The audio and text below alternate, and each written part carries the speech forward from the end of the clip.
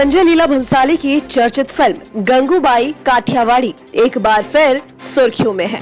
इस फिल्म में आलिया भट्ट गंगूबाई का किरदार निभा रही हैं। बुधवार 24 फरवरी को फिल्म का टीजर जारी किया गया। फिल्म का टीजर जारी होते ही इसे सोशल मीडिया ने हाथों हाथ लिया और लाखों बार देखा। अगर आप गंगूबाई को नहीं जानते तो हम आपको गंगूबाई की कहानी विस्तार से सुना देते हैं।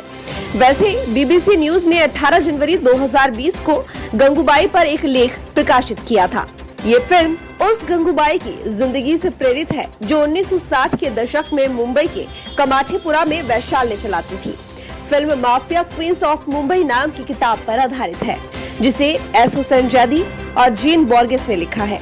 गंगूबाई का असली नाम गंगा हरजीवन दास काठियावाड़ी था। उनका जन्म गुजरात के काठियावाड़ में हुआ था और वो वहीं पली बड़ी। गंगूबाई काठियावाड़ के संपन्न परिवार से थी। परिवार के लोग पढ़े लिखे थे और वकालत से जुड़े थे। गंगा को रमणी कलाल नाम के एक अकाउंटेंट से प्यार हो गया। उनका परिवार इस रिश्ते के लिए राजी नहीं था तो वो मुंबई भाग गई, लेकिन उस आदमी ने उन्हें धोखा दिया और कमाठीपुरा में बेच दिया। लेकिन गंगा को एहसास हुआ कि अब वो अपने परिवार के पास वापस नहीं लौट सकती, क्योंकि उनका परिवार उन्हें स्वीकार नहीं करेगा, क्योंकि वो एक ऐसे धंधे में आ चुकी थी जिसे समाज कभी स्वीकार नहीं करता और ऐसी महिलाओं को हमेशा नीची नजरों से देखता है। जैसे जैसे वक्त गुजरा वो कमाठीपुरा रेड लाइट एरिया की प्रमुख बन गई। इस तरह से वे पहले गंगा से गंगू बनी और फिर गंगू से मैडम बन गई। गंगूबाई ने कमाठीपुरा में हुए घरेलू चुनावों में हिस्सा लिया और जीत हासिल की। गंगू सेक्स वर्कर से गंगूबाई काठियावाड़ी बन गई। 1960 और 1970 के दशक में गंगूबाई का कमाठीपुरा में काफी नाम रहा। वो अन्य सेक्स वर्कर्स के लिए मां की तरह थी। उन्होंने कोठा चलाने वाली मैडमों का प्रभाव खत्म कर दिया था। गंगूबाई सुनहरे किनारे वाली सफेद साड़ी, सुनहरे बटन वाला ब्लाउज और सुनहरा चश्मा भी पहनती थी। वो कार से चला करती थी।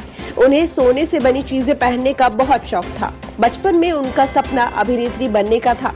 बाद के सालों में भी फिल्मी दुनिया में उनकी दिलचस्पी बनी रही। उन्होंने ऐसी कई लड़कियों को घर वापस भेजने में मदद की जिन्हें धोखा देकर वैशालियों में बेचा गया था।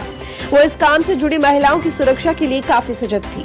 उन्होंने उन महिलाओं के साथ हुए अन्याय के खिलाफ आवाज उठाई और उन लोगों के खिलाफ भी कदम उठाए जिन्होंने महिलाओं का जबरन शोषण करने की कोशिश की।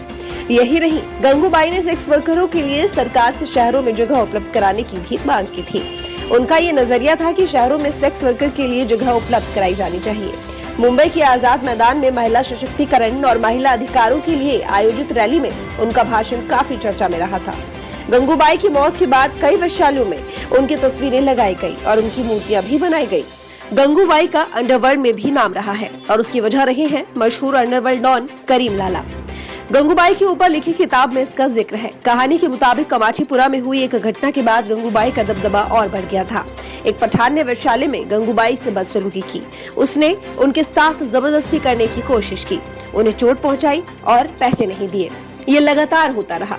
एक बार उन्हें अस्पताल में भर्ती करने की स्थिति बन गई। तब उन्होंने उस पठान के बारे में जानकारी जुटाई। उन्हें पता चला कि पठान शौकत खान नाम के इस शख्स का ताल्लुक करीम लाला के गैंग से था। अब्दुल करीम खान को अंडरवर्ल्ड में लोग करीम लाला के नाम से जानते थे। गंगूबाई करीम लाला के पास गई और उन्हें वो सब कुछ बताया जो उनके साथ हो रहा था। करीम लाला ने गंगूबाई को सुरक्षा देने का वादा किया। अगले दिन जब शौकत खान वैशाली पहुंचा तो उसकी जबरदस्त धुनाई हुई। इसके बाद करीम लाला ने गंगूबाई को अपनी बहन बना लिया और इसी के साथ गंगूबाई का दबदबा इस इलाके में काफी बढ़ गया और गंगूबाई का नाम अंडरवर्ल्ड से भी जुड़ गया। बता दें कि 1960 के दशक में कमाठीपुरा में Saint Anthony Girls High School शुरू हुआ। इसके बाद आवाज उठने लगी कि वैशाली को बंद किया जाना चाहिए, क्योंकि वैश्याओं के आसपास होने का बुरा असर छोटे बच्चों पर पड़ेगा। लेकिन इस फैसले से कमाठीपुरा में करीब एक सदी से काम कर रही महिलाओं पर बुरा असर पड़ने वाला था। गंगूबाई ने इसके खिलाफ आवाज उठाई और इसे आगे ले जाने के लिए पूरी ताकत लगा दी। अपने राजनीतिक परिचितों की मदद से उन्होंने तत्कालीन प्रधानमंत्री जवाहरलाल नेहरू से मिलने के लिए वक्त मांगा। हालांकि ये मीटिंग आधिकारिक तौर पर कहीं दर्ज नहीं हुई, लेकिन एस हुसैन जैदी ने अपनी किताब में इस किस्से का जिक्र किया है।